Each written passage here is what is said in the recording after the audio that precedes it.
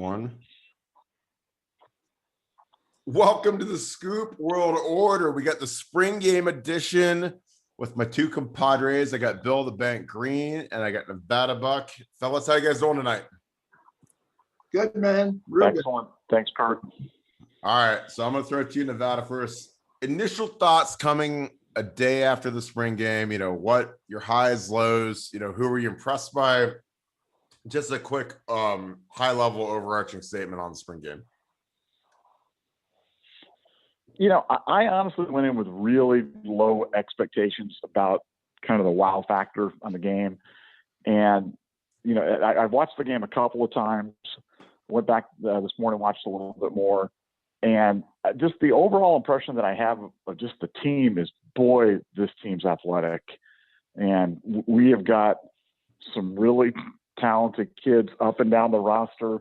And I've seen OSU spring games that I felt completely the opposite. So this isn't a every spring game type of thing. This was kind of, it was eye-opening in terms of the athleticism, and you can just tell how well we've recruited and how well they've been working these guys out and how well they're developing kids, because this is a very, very, very talented OSU group. And that certainly was my overarching impression after having watched the game a number of times.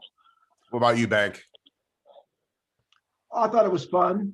I like the spring game every year. We get to see guys play that, we haven't seen ever before. And we're also not going to see football again for many months. So this was your last shot. So I enjoy it. I always, try to evaluate it like I would a camp or a combine, where there are certain things that you really can't draw conclusions from, but there are certain things that do tell you a lot. Like, Nevada mentioned the overall athletic ability, you can see that, now in terms of blocking schemes and, running backs don't have a chance in this thing. So you can't evaluate running backs in this. You can evaluate their pass catching ability. You can evaluate their size, how they look. But it's not a day for running backs and O-linemen. So I treat it like I would a camp or a combine, like an Under Armour deal. So I thought it was great. I really enjoyed it. It was interesting because I was sitting upstairs and I had my scoop flags flying. And, the one thing that stood out to me is I watched Trey Henderson run his first flare route. And I was like, holy cow, is this guy fast and smooth? I mean, he got out of his break and I was like, this guy's a different level of athlete. So I was really excited to see that. I think that, Jack Sawyer obviously stood out, was great, but, he had a couple of walk-on matchups that he should dominate, and those were good. And when he went against Thayer kind of shut him down, but Thayer's probably the best pass blocking tackle in the country this year. So, it was, but it was good. Like, I never get too high or low because I lived through 2009 when Solomon Thomas had 7 sacks in a spring game and he didn't have 7 tackles in his entire career. So, he had 1 pick and that was it. So it was just good seeing the guys run around a little bit. I wish that the spring game was a little bit more competitive in terms of being a full game and tackling, but it is what it is now. So I'm going to start with you, Bank. Give me your initial impressions from the quarterback derby, because that's obviously the hottest topic going, who's going to be the quarterback. I mean, obviously we all feel CJ Stroud at this point, but just initial, seeing CJ, Miller, Kyle McCord, your initial thoughts. Yeah, I wrote today how much, Ryan Day has lifted that position. It wasn't that long ago. You were looking at Danny Clark and Tate Martell and Tristan Wallace and Matthew Baldwin and a bunch of guys that just can't play at all. And now you're looking at where, you're kind of wondering who's going to be the third string quarterback. And that he can play, whoever the third guy is, he's a player. And you're less than a year away from Quinn Ewers walking through the door. So that's my initial impression. You got a chance now. When you got to go to the national championship and you got to score 35 or 40 2 weeks in a row, you got a shot now. You can do that, where, the guys I mentioned before, you had no chance. You could not win with those guys. And, this is even with Bosa's and all those guys, you know what I mean? They're great, but, quarterback is the single most important position in all of team sports. And I mean, you can't help but be impressed with Ryan Day, where he's taken Ohio State at that position. What are your thoughts, Nevada? Oh, spent the last 24 hours really talking to a lot of people close to the program and kind of getting, their thoughts on not only the spring game, but this whole spring in terms of that QB derby, in terms of where things are at. And, it's funny watching that first drive with Miller. Miller was just throwing darts, and I'm thinking, oh my gosh, this really is, is a horse race, and maybe even more than a horse race. Maybe this guy's the leader in the clubhouse. And he had that pick to Watts, and he seemed to become a little bit tentative at that point. And then CJ stepped up and did his thing, and Kyle came in, and Kyle looked just like I thought he would. He was bumping into guys a little bit, got strip sacked one time. That's what you expect out of somebody who doesn't have a year in the system, but you can just see the talent oozing out of the kid. I mean, he's an immensely talented kid. But what I think we've got right now is you've got a setup where Stroud is the number one guy, but I don't think Miller's that far behind. And you certainly don't have the feeling of impending doom that heaven forbid that something happened to CJ Stroud, that the season would be over.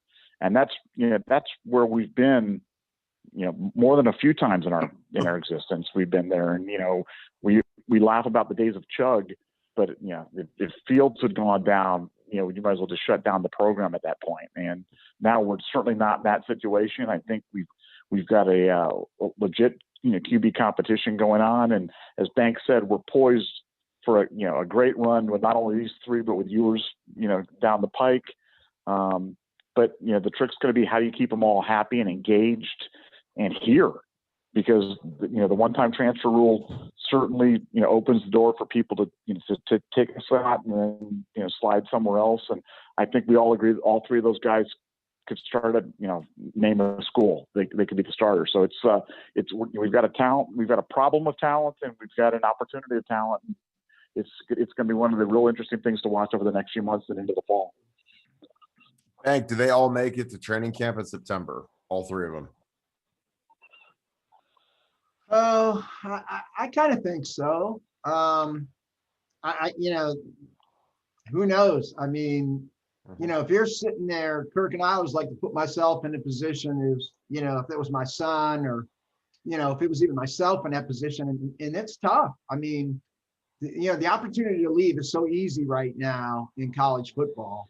And every one of those three guys have to be thinking that they're NFL guys. So I don't know. We'll see what happens. You know what I mean? I don't ever worry about, if a guy leaves, he's leaving because he's not going to play. You know what I mean? They're not going to announce CJ Stroud as a starter, and then 2 weeks later he says, "No, I don't want to be here. I'm going to leave." That's not going to happen. Your best guys are going to stay. The guy that leaves is going to be number 3 anyway. You got Quinn Ewers coming. I mean, this is just the way college football is. But, you want to have too much talent there, or do you want to have Tristan Wallace and Matthew Baldwin in that room? To me, give me all the talent I can get. And if you leave, you're leaving because you weren't going to play. So I love where that room is. The only flip side of that is, like, what happens if you have a situation? And again, I know we can play the what if game, but what if McCord and Miller walk out the door, and now all of a sudden, you're a one team. You've got CJ Stroud and pray for hurricane or whatever we'd be doing at that point. It's not an unthinkable scenario where stuff like that can happen now with the ease of transfer. Well, so then have Quinn Ewers decommit and go get some 2-star out of Medina to commit, and then the guy will never leave, and then you'll be fine. No, I don't think that's. I don't even think this has anything to do with Quinn Ewers. I think this has to do with, this is more of a Joe Burrow type of situation, where if Joe Burrow doesn't transfer to LSU and leave Ohio State, Joe Burrow is selling cars in Athens, Ohio right now. And instead, he transferred, went on, became the first pick in the draft, and created generational wealth for his family. So, I think all these players that are sitting and going, man, why am I going to put in my time as a backup? And I think that's the concern that I have, and I can't say that I blame them. I can't say that I blame them, because we've seen what happens, and we've seen some transfers work out.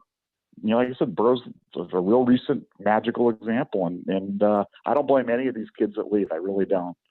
No, I don't either. But I mean, the only solution is the Nick Saban solution. And you just bring in as much talent as you can every year.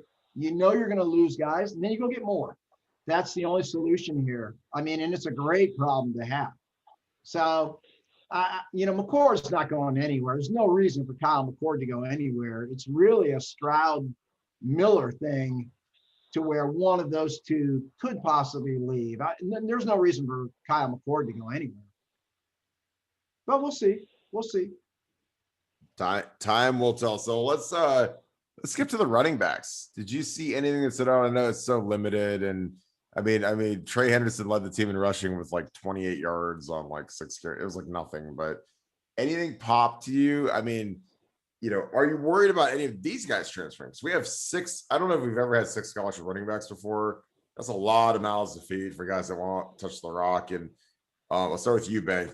Are you worried about any of those guys taking off? And what'd you see yesterday? Well, and as I start the show saying you can't evaluate running backs in a camp setting like that, I'm with you on Trey Henderson. Like,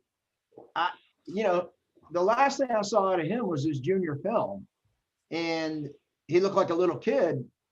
And then you see him yesterday, and it's like, that guy's got to be 205 pounds, I would think. I mean, he is not a tiny running back anymore. So physically, he looks like a Big Ten running back, where I was kind of, I didn't know what he would look like physically. And then, like you said, he can catch the football. Now, is he tough? Can he handle getting stuck? Can he make people miss? I don't know any of that, but he looks the part physically, and we know he can catch the ball. The other thing would be, I don't think Crowley is where he was when he first came into Ohio State from a quickness standpoint. That guy was a jet and a bug when he first came in. And now, I know that knee injury was bad, and sometimes it takes a while to come back from that. So Henderson blew me away with his athletic ability and his size, and Crowley was kind of disappointing, not in his play, but just that maybe he's not all the way back from that knee injury. What about you, Nevada?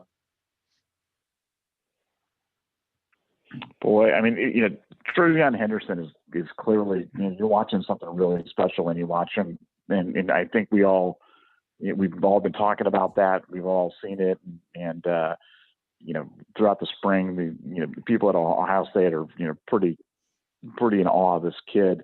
But the name, again, I know people like to dismiss this a little bit, but Mayan Williams he's a bowling ball.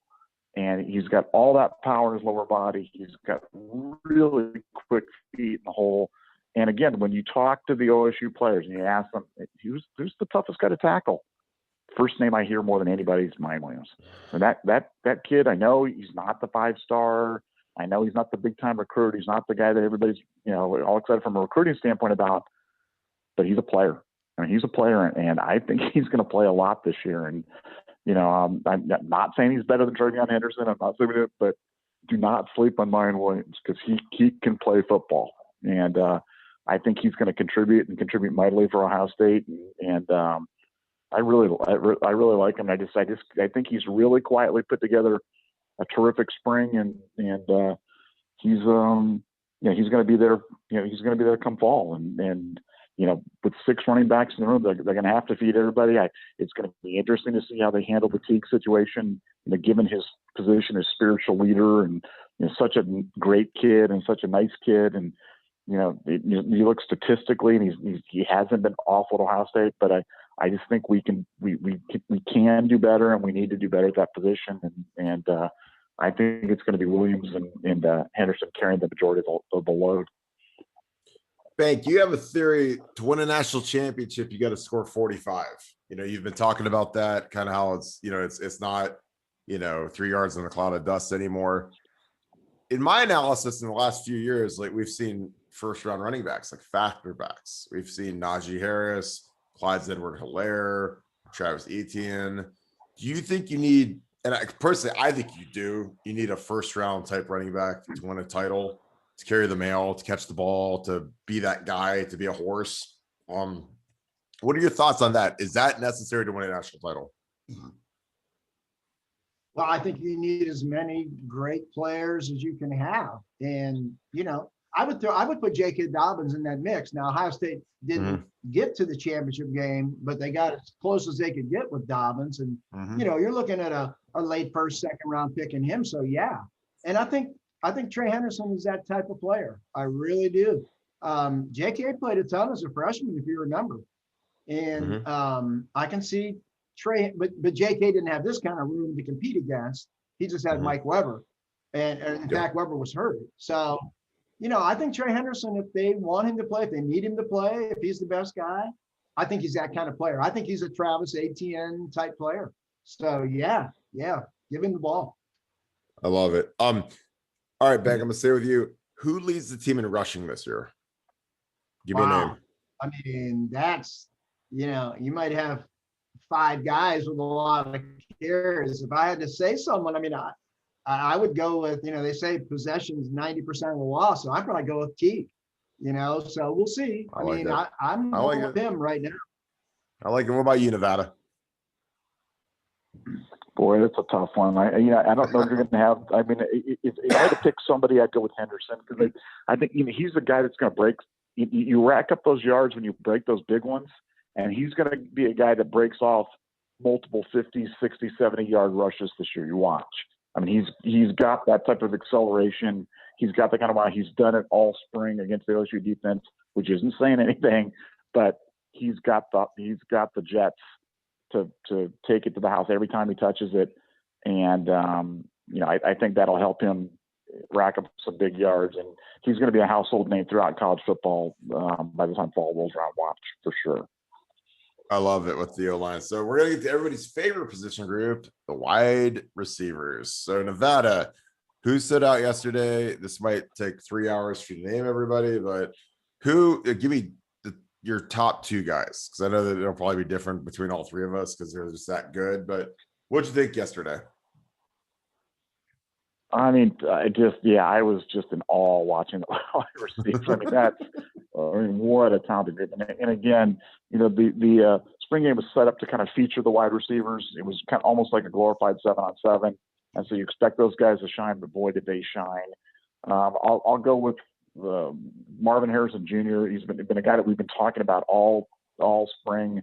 We've been telling everybody how physically imposing he is and how he came in and was, at testing, did 15 reps at 225, which is an incredible number for a wide receiver. A lot of NFL wide receivers don't do that.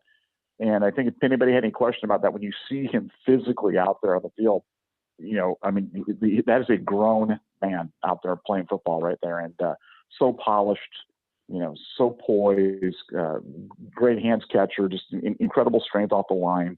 So I thought he was particularly impressive. And the other one would be Jackson Smith and Jigula. And, JSN is a guy that he may end up being the top rated guy out of the whole bunch. I mean, and he's that good.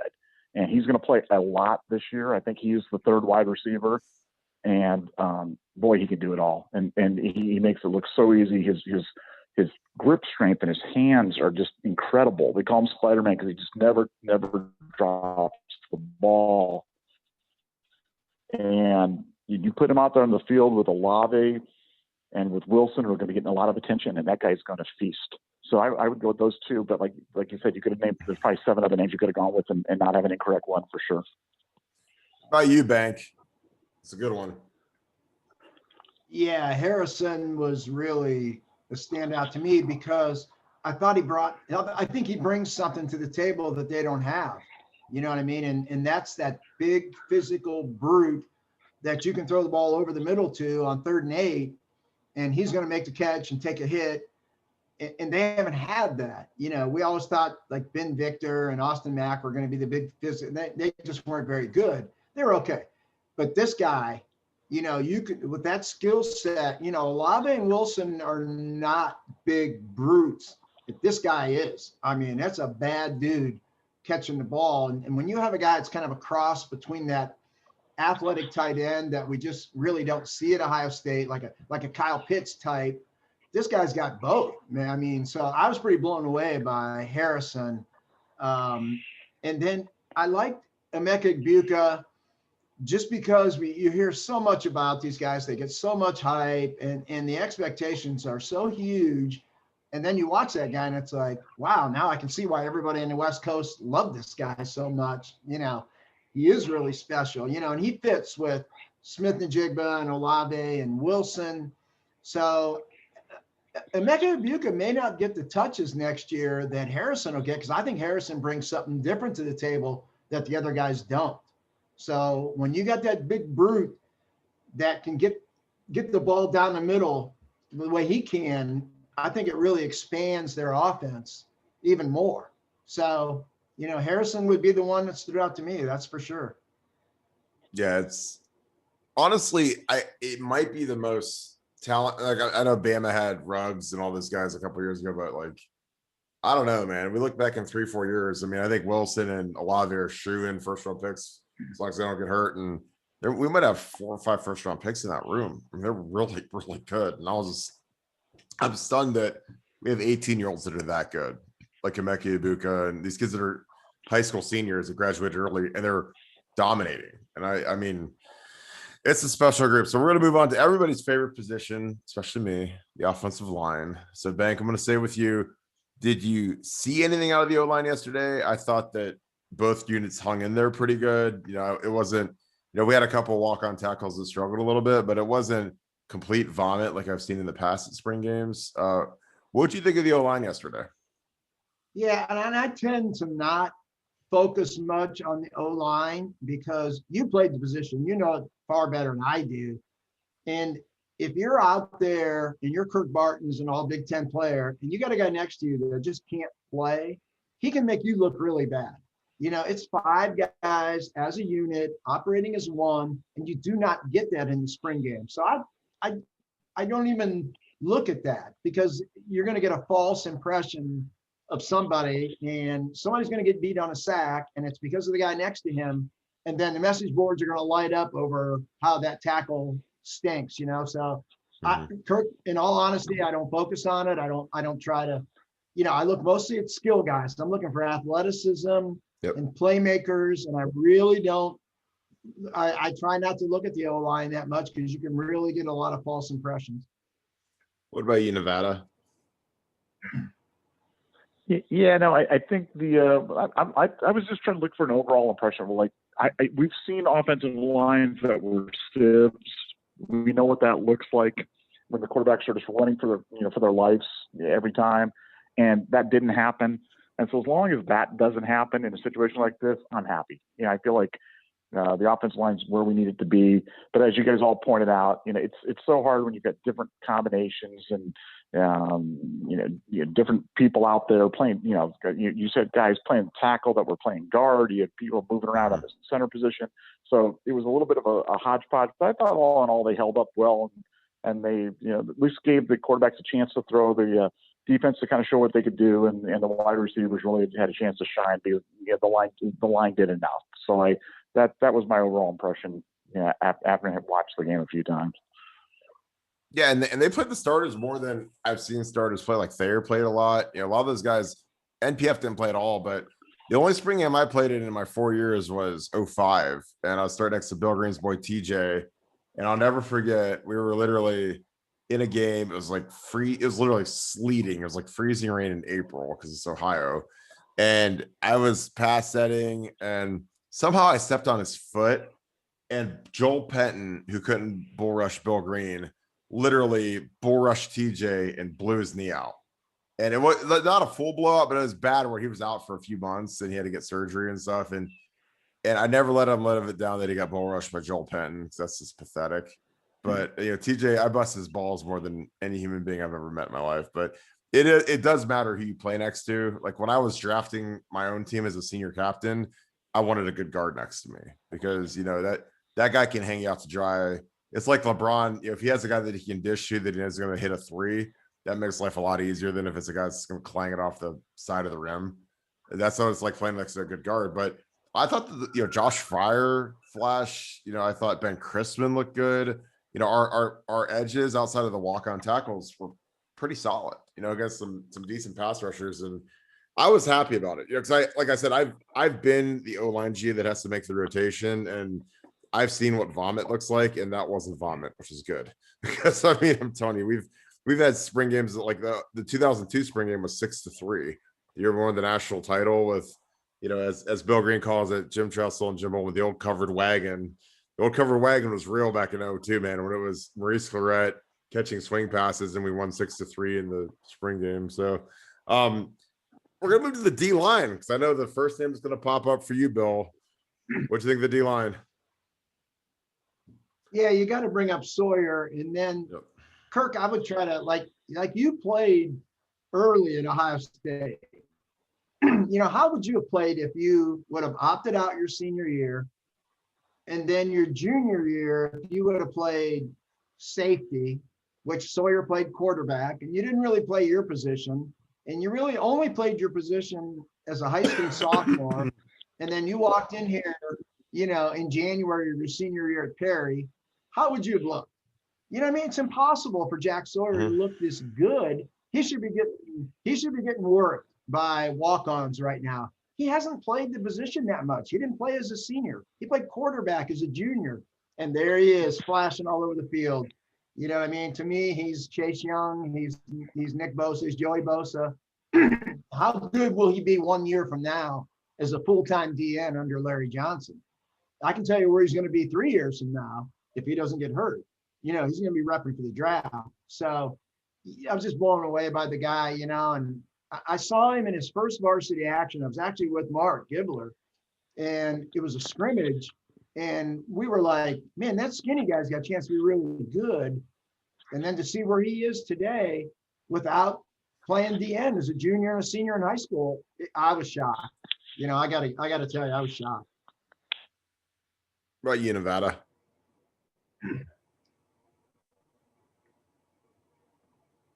Did he You leave us? there?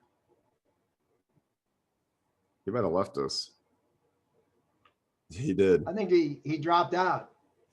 Hang on. Might just be me and you till he comes back. Yeah, he's gonna call back. It's weird because I hear him like grunting in the background. Where'd you go, Ken? I hope he's okay. Old man. What's funny is I'm not gonna edit this. So all you Scoop fans that are listening to this is raw content because your boy's hungry for dinner. This is all raw. But the thing about Jack is like I think he's light, so he's super quick. Which is amazing. A lot of these guys, they stress out when they see that quickness on the edge, and I think he has a good chance to lead the team in sacks because he's the only speed rusher we really have. I mean, I think Zach Harrison is a nice player, but he's not a natural pass rusher. He's kind of robotic. Jack honestly kind of reminds me of Von Miller in that he's slippery and he doesn't get blocked despite being 230. Like Von Miller, when he led the NFL in sacks, it's not like he was 280, he was like 245, but guys can't touch him, and guys that have that slippery factor. I know he's back with it. You back, Pops? With his real He's Hello? back with his real name. He might not want that. Oh my God. You there, big dog? You might have to you're gonna have to edit this. God.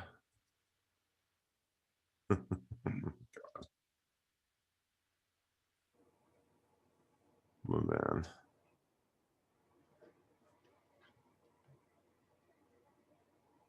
You there, Nevada? Batman? There he is. Bruce Wayne? And I switched it up for him. I think he's back with it. I'm back. You there, I am back. You there, Pops? I changed your name from Bruce Wayne to Batman, so you're good. I could do that manually. But thoughts on Jack Sawyer now that you're back? You've been able to calibrate your thoughts. Here's the thing. I mean, Jack Sawyer, he's who we thought he was. He's been this way all spring. That what we saw at the spring game was not a surprise. Ohio State has been featuring him the entire spring practices. He's an athletic freak. He's a guy that can do it all, and he does things that you don't expect from somebody that young. And so, like I said, I was surprised to see him have the number of touch sacks they did, but on the other hand, I really wasn't, because he's been doing that all spring. But the guy that really stood out to me on the defensive line was Zach Harrison, and I really liked. I've been a little, we shouldn't say down, but he was going to be my breakout player of the year last year. I expected a little bit more out of him, but I thought, I think he's really had a really solid spring. And I thought yesterday he looked good. I mean, he looked good. He was impactful, and he made some plays. So as good as Sawyer was, I was watching some of the other guys, and I thought Harrison really stood out to me. But our defensive line is certainly going to be a position of strength for us this year, and they're going to be a lot of fun to watch. Yeah, and they need to be. I thought Jerron Cage flashed a little bit. I still think Sawyer leads the team in sacks this year, just because he's the one speed guy we have. I was talking to Bank when you were off. I think Zach Harrison is a nice player. I think he's a little too robotic to be a high-end pass rusher, which he can get out of that, but he just doesn't have the slipperiness that Jack Sawyer has. So you notice it when guys have that juice off the edge, because there's guys that have measurables, like they run fast and they're big, but they don't have the slippery factor. That's Von Miller and the guys that are slippery and hard to block. Aaron Donald, like they've got something to them that's, I don't want to say it can't be taught, but it's something where they know how to, Nick Bosa, they get off blocks clean fast because their hands are great and they don't stay blocked, and Zach, I think he could get better at that. They can bend. I mean, it's like Sawyer's just got that ability to bend around the corner, and it's that's a God-given gift. And you're talking about a guy who is potentially a top 5 pick in the draft, and but you guys have been talking about him. I know Bill's been talking about him. I know Mark's been talking about him for a long time, about how talented he is. But now everybody's getting the chance to see it, and it's exciting to think that we're going to have him for 3 years. That's going to be a real lot of fun. Yeah. Well, now we're going to go to everybody's favorite part of the team, the back seven. So we're going to start with the linebackers bank. Anything out of the linebackers you saw that made you feel a little bit better going into the season, now that we've lost 4 starting linebackers going into the draft this in 2 weeks?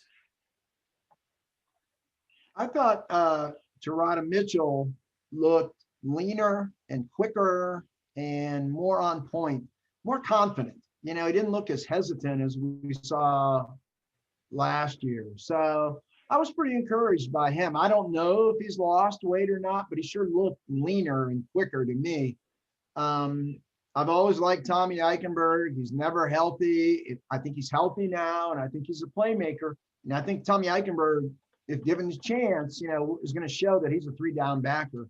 And, I like him a lot. He's just got to stay healthy and prove that he can play. I like Cody Simon too. I think Cody Simon is an athletic striker type linebacker. So those 3 would be ones that, I'm really high on right now. Nevada, thoughts? I thought the linebacker play was good. Was good to very good yesterday. And I'll throw Craig Young into that mix as well. I thought Craig Young is a guy who, super athletic, just a playmaker, and I think really kind of the mold of the what they're looking for out of Ohio State linebackers right now. And I think I think that was on display. I think that they have asked Mitchell to get smaller. I think Mitchell's down 8 or 10 pounds from last year, and he's before he was a little thicker. He looks like Raekwon McMillan to me now. I'm not saying in play, but certainly in stature, and he's a guy that can really move out there. And I think that's what they're looking for their linebackers, is people that can be some of those hybrids, And I know they've thrown the bullet position, on Young, and I think that's what they're looking for. They're looking for kind of that high impact, high velocity impact play to cause turnovers and cause a little bit of mayhem, to those offenses. And I think we saw that yesterday. I think the defense is going to be better, and I think the linebacker play is going to be one of the bright spots. Yeah, and I think Taraj is in a better place mentally. He talked about some issues he'd been dealing with, to the media. He, brought up some of the anxiety and the things that he's dealing with better. And honestly, I just think guys lock in more when they know they can start. It's like when you're behind, 4 guys that are really good players, and that it's not your spot to win, or it's going to be tough because you have Pete Warner and you have these Barrett Browning, these guys that are really good players in front of you. It's tougher for some of these guys to like it, but now those guys are all gone, and that spot's up for grabs. Like I see it all the time. These guys, like, all of a sudden they're vegan and they work out harder and they eat better and they get more sleep and they go to the gym more. And I mean, it's sad that it comes to that sometimes, but I feel like, for some of these guys that want to make this a career, it's go time. You've been here for 3-4 years and haven't done much, and it's time to flash and get the notice of the NFL. So let's move to the back four. It's they're kind of handicapped in a game like this where they run vanilla coverages, and I've been in the spring game drafts, and I know the rules. Like, it's no blitzing, vanilla coverage, no twists, nothing. So I mean, it's kind of it's set up for the offense to look great generally, because when you're just getting a vanilla look every time, it's as easy as it can be to call plays. But Bank, did anybody in the back end stand out to you yesterday? Yeah, I don't think he got a lot of time, but what time he got, I thought Lathan Ransom looked good.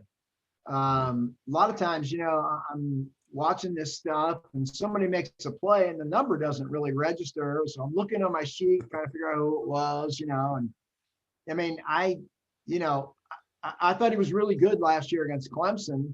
Was shocked he didn't play more against Bama. And I think he's one of their best DBs. I think he'll start next year, play a lot. I really want Ryan Watts to be good because he's so long, and he just looks the part of a big time corner. But I don't know if he's got the change of direction in the hips. But he got beat a lot yesterday, and he's supposed to get beat. Denzel Burke looks kind of rough, but very athletic.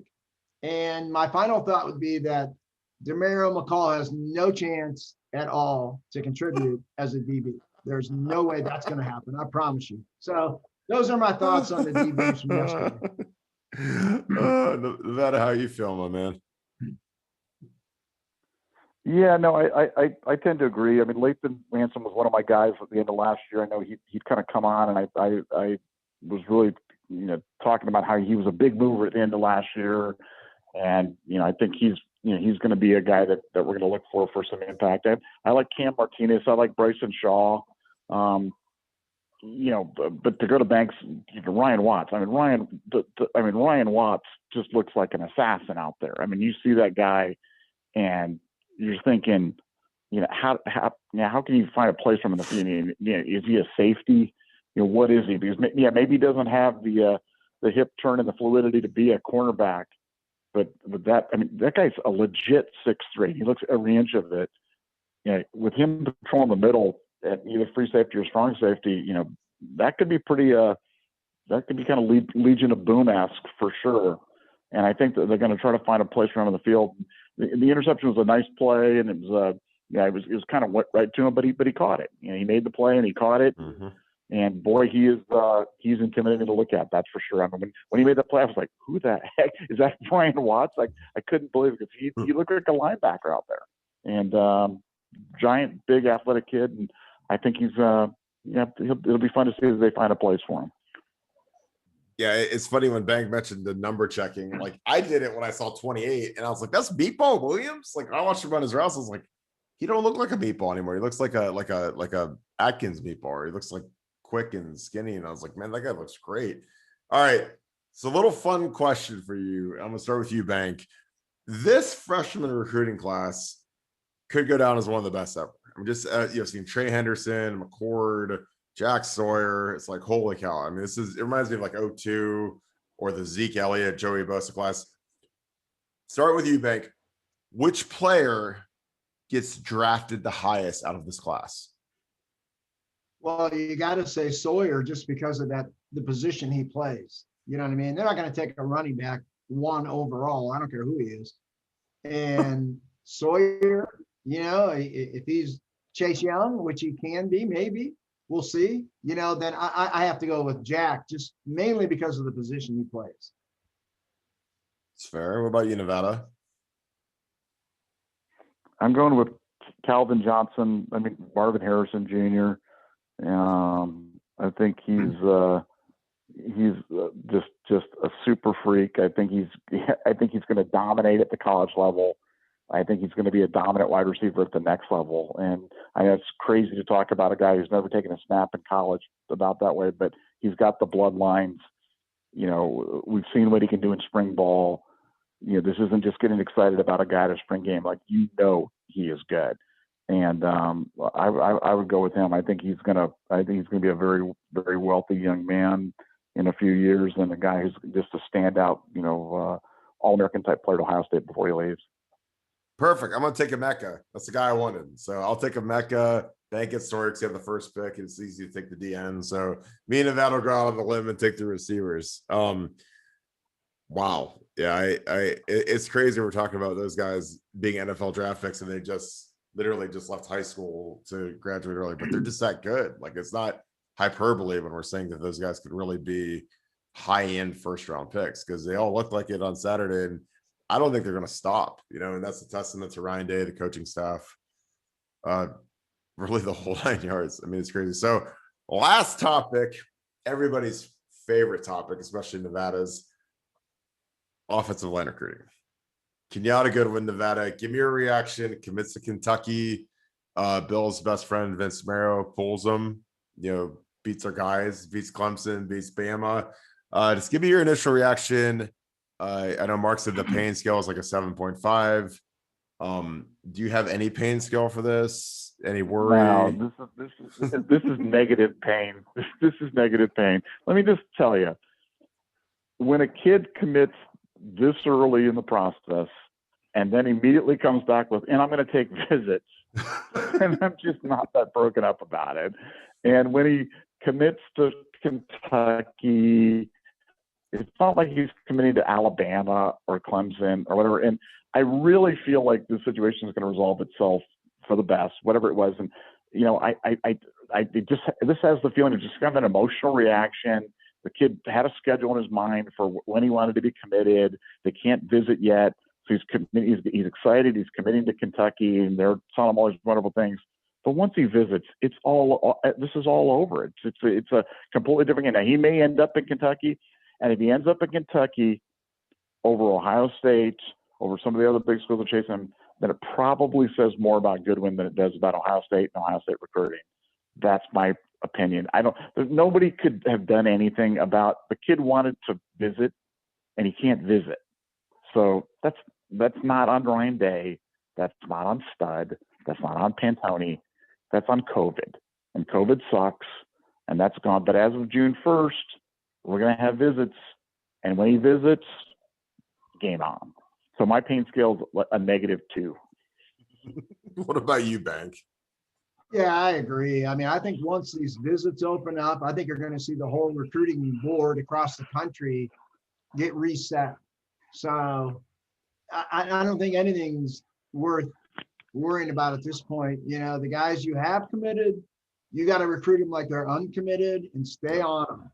And then the guys that you have watched commit elsewhere, stay on top of them, especially when a kid says he's going to take visits. I mean, that's like, your wife accepting your engagement ring, but she's still going to date around. I mean, what do you got there? So I wouldn't worry about it now. I mean, I would almost recruit the guys that are in my recruiting class right now as hard as I could until the visits open up. I would firm up the guys I have, make sure those guys are 1,000% solid, and then once visits open up, then you can kind of restructure the recruiting board and decide how you want to attack things. But I would just lock in the guys that are committed right now, not lose any sleep over who's committed elsewhere, reset the board in June, and then go to work.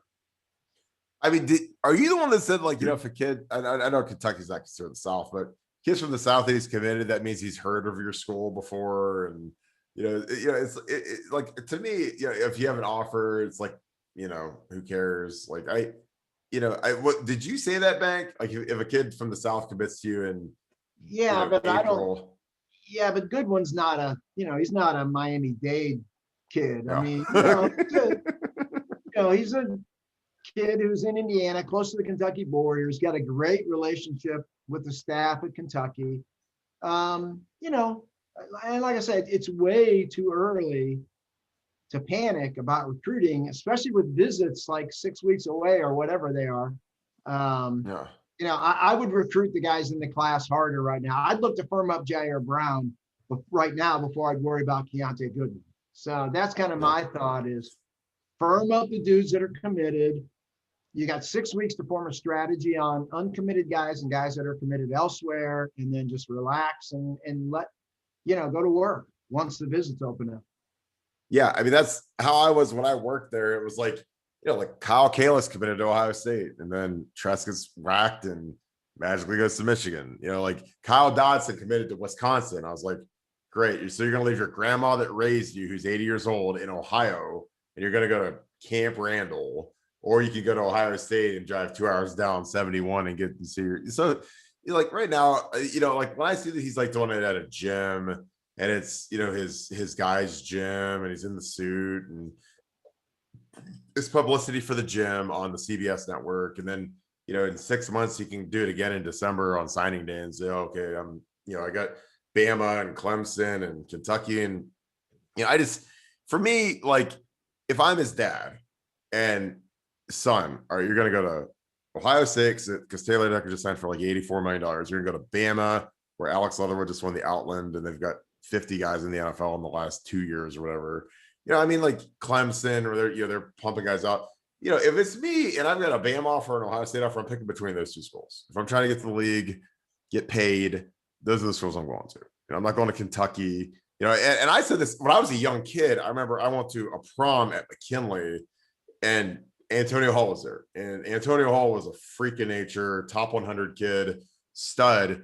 And he went to Kentucky. And like, I remember on Sunday day, I was like, how the hell do you pick Kentucky over Ohio State when you're, it just never made sense to me. He's like, oh, I'm a music major. I'm like, who cares? Like, I mean, we've got flutes at Ohio State too, and look how it turned out. Like, and I love Antonio. I think he's doing great stuff for Kansas City schools, but you're not telling me you want to help them raise money for Kansas City schools and get a network. If you'd have gone to Ohio State and said Kentucky, nobody cares about Kentucky and Canton, Ohio. I mean, I'm just being real, but I don't know. I just, when a kid commits this early, it just seems like it's a kind of a publicity thing, and I don't really worry about it. It's like, it is what it is. But yeah, I want to get your feelings on that, because that's been coming down the pike, and he finally committed without a visit. And then at the signing thing, he says, I'm going to take visits. And I'm like, well, what kind of commitment is that? It's like Bill said, like if you're, if you marry a chick and she says, well, I'm still going to date these other 5 guys. It's like, what kind of marriage is that? Like, I'm not signing up for that, but that's what recruiting is going to be. And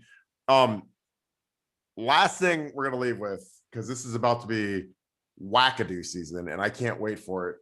Bank, your thoughts on the one-time transfer rule in college football? How will it impact Ohio State, college football in general? How many kids are going to be left high and dry? Because I mean, there's like a third of NCAA basketballs in the portal right now. This one-time transfer thing passes for football, man. It's going to be Armageddon. I mean, it's going to be insane, because kids are going to, there's the old saying, like, grass is greener on the other side, but a lot of times that other side is fertilized with bullshit. So these kids are going to be left, leaving Kentucky thinking that they can go to LSU or Ohio State, and they're not going to have a ship for them. They're not going to have a scholarship for them. So just give me your thoughts, initial reaction to the one-time transfer. We knew it was coming. It's going to be official. Just your initial thoughts on that, and how could it impact Ohio State? And, how many guys could we lose? 3, 4, 5, 10? I don't know. I don't think that many. I think, it's going to come down to, first off, Ohio State, I don't think we'll lose anybody out of their 2 deep. Okay. So you're losing guys that you're not counting on, that, you don't think are going to play this year. And I think it's going to come down to a lot of, at Ohio State specifically, you're looking at Gavin Cupp, Jalen Harris, those kind of guys. Now, is the next year of their life, is it more beneficial to stay at Ohio State, build your network, go through the Real Life Wednesday program, firm up, what legacy you have as a former Ohio State player who did everything right, was on the team, wasn't a star, but graduated from Ohio State? Or are those 2 guys, I just threw their names out, are they better off going to Akron, starting, and then, maybe they get a shot at the league? And I can't answer that right now. They would. I just don't think they're going to lose one player in this one-time transfer thing that they're counting on this year. I don't think Alabama will either. I don't think Clemson will either. I think, the numbers 78 through 85 guys on your roster at these big-time schools, people are going to take those guys. People will take Ohio State backups, like backups. They'll take them right now. So those guys are going to get a shot to play. But I don't think it's going to affect the final one-loss record of a school like Ohio State or Bama or Clemson. I really don't. So we'll see. But and we've never been through it before, so we don't know. What about you, Nevada? Well, I think it's important. First of all, we got to remember this is a permanent rule. So this is not like a one-time exception type of deal. Like this is like we're gonna have to go through this every year where everybody gets one free chance to transfer and move on. This is part of the mobility initiative that are with the NCAA. And while I think it's important, the thing that I don't want to jump into another topic, but name, image, and likeness is coming down the pike. And that is going to change everything.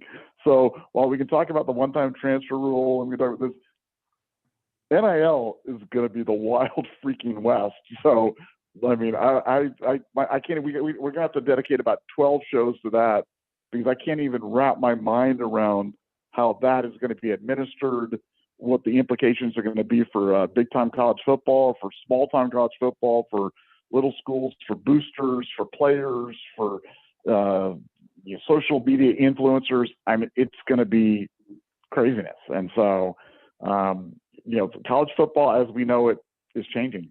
And I think everybody's going to have to really embrace that. And these changes are going to be profound. And it's going to be sudden because when this thing hits, it's going to be like a hurricane. So buckle up.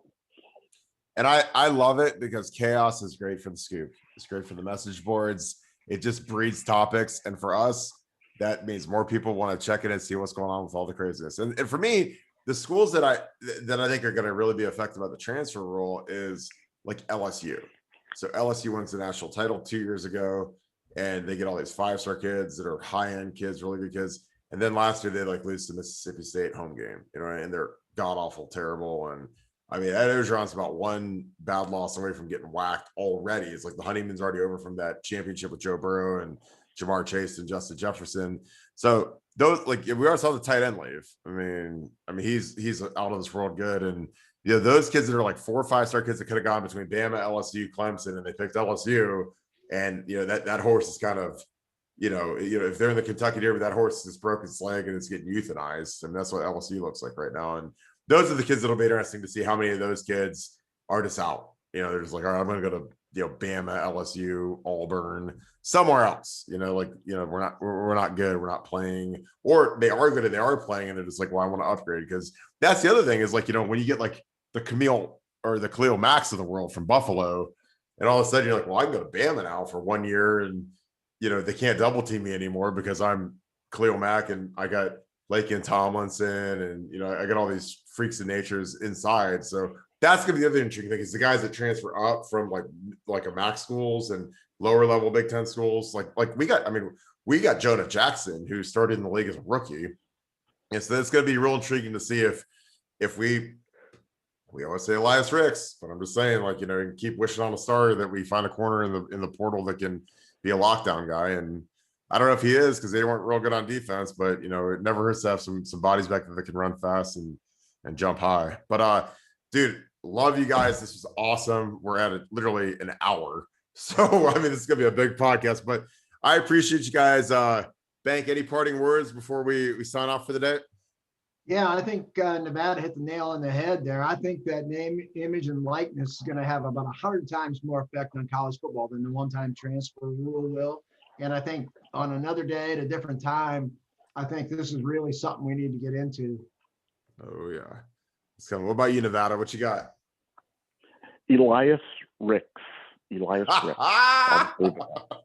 Is that an equal sign? That's not an equal sign. You can't do a verbal equal sign. That's like a verbal commitment. I'm just saying. I'm just leaving everybody that Elias Ricks.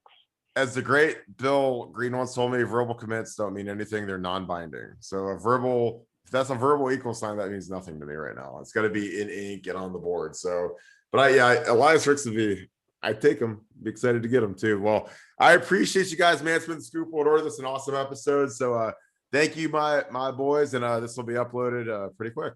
Have a nice night, boys. Kurt. Thanks, man. Thank you. See you, fellas.